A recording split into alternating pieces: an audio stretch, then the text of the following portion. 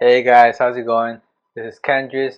In this channel, I share drawing tutorials for comics and manga and other art related things. This video is about customizing your workspace in Clip Studio Paint. So in Clip Studio Paint, when you first start the program, you get like a general setup like this, where you have like your brushes and tools on the side, your colors, layers, effects, navigator. It has like a little bit of everything, but it's not really customized to one specific thing. For example, what if you're like an inker, right? Maybe you're not gonna need this. You're not gonna be changing color. It's probably something you're not gonna need to worry about. So you can take that out. You can customize all the stuff to whatever you need. So normally it starts like this. You can actually go here. You go maybe it's like the basic, right? Let's say this is how you start it. You can go to workspace, go Windows and then workspace, and they have actually a couple setups already that you can click. This I like to check them off. I think they're supposed to be like this, but I check them off. If you don't check them, your shortcuts are gonna stay the same, so you don't have to worry every time you change. If you want to do that, if you want to change, it's still gonna be the same shortcuts. So for example, see, I click here comics. This is a setup, a workspace that they call comics. So you can see already they giving me like the pen tools, and then they took the color away, so I only have like the black and the layers. So it's like a very like basic. So see, you can change the size of things. You can take things away. You can click. You can drag them out, so they could be by themselves. And okay, this is another thing. Like you can barely see it, but like you see here. Okay, it's there, but then this little thing is hidden here. Where this program has a lot of things like that. They're right there, but they're hidden. Like you're not. You're supposed to figure it out. But yeah, it's a lot of hidden things that you might not see at first. But usually, you can stack them like that. Like, yeah, maybe I can put this here. And you can see that little line. How when it's red, it is like separated, or you see now you drag it into it, and then it's usually one here, and then you can have like a little extra bar there, or you can drag it, put it like in between, or you put it like in the same, this little line here, so it goes to the side. Oh, there's one down here for some reason, so if you want to put something there, usually you click where it says like the name of it, you click and you hold it, and then you can drag it. And let's say I customize this like that, right? It's kind of weird, but then you go workspace, register workspace, and then you name it whatever you want. So I'm gonna put test, and then you go here and workspace, and then you see test. Now it's there, and I can go maybe another one, the illustration, and it goes back to this. It goes back to this, but then if I want to go back, I just go to the test, and it goes back to what it was. And you can experiment with this. This one is actually pretty interesting. The category. So it does this, that look at this, how they group everything. For example, color, you click on it, and then you get everything that has to do with color. And you can click this is like the layers. So that's one, and the color is another one. then the brushes is another one, and the layer is another one. You can customize like that, and then you have the materials here on the side. So somebody asked me in the comments, how do you how to get the sub view menu like a big on the side so you can use the reference. So it's usually here hidden on the side, but you can't really see it. So you can't really see at the beginning. Way you can see it, you go here, and then see sub view, and then you can kind of see it here now. But what you can do, you click and you drag it out of here, so you can put it whatever you want. Make it a little bigger so you can see the reference better, and that's it, right? And then here you can add the reference. Click the little folder, and then it brings this menu, and then you bring up any pictures that you want to use, right? Maybe a character, some background, and then you can always, this slider is like for the zoom, and you can cycle through them, so you don't have to worry about like loading different images on the side or whatever. Everything's at the same in one place, and you can even, it has the color picker, so you can just pick the color. So if I want to color, maybe have your character, you create your character, you have a character sheet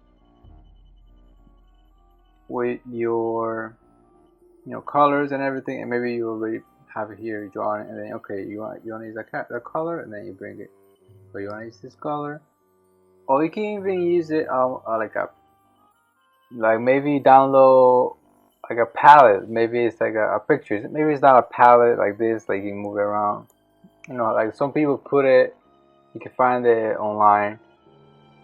Some people post their palettes, and it's just a picture, a JPEG or something. You can have it here on the sub view, and then just pick colors from there. You can just, you can have it smaller. That could be your palette instead of this. Replace this whole thing. You put the sub view there with the colors that you want. Create your own palettes and have different sets. You go to addition. It's called color sets. So you go here. Or you go here. You see it. See color set, and then it shows up. But you see, a lot of things are hidden like this. Have your palette. You can make your own palette. Maybe I'm like into like painting, a lot of painting. I'm doing. Maybe I don't want this. You can customize all this stuff. Maybe doing some coloring. You can have like your own setup. Maybe colors that you use a lot, or it's definitely gonna be different than somebody who's inking. So you can customize it. You can bring up your reference, and then you can always take it away. Maybe use this as your palette, your character. Maybe you put your palette here in the sub view. Maybe you pick the colors from your sub view or something like that. How to show. You can go here. Little on the side, there's little lines. Go there, and how to show. You can change a couple things. Maybe size small. See. So you can have all your colors like very small or big or whatever. Something else you can customize is this little bar that shows up on the bottom of a selection. Whenever you select something, whatever you select, like this little bar shows up in the bottom. And this is like a little shortcut, like a little bar for shortcuts that you can use. For example, I have this if we want to fill you know, with this kind of effect, right? And you don't have to do it like with the marquee tool. You don't have to do it with the lasso tool. It could be with anything. So as long as it's being selected.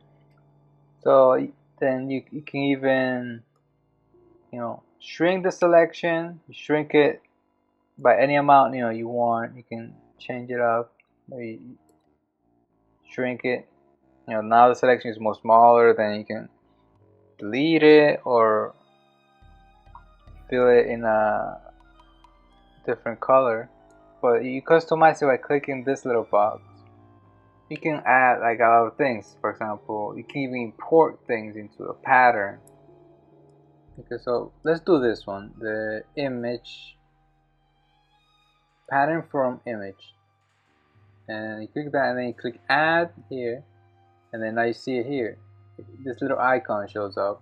And then maybe let's do that.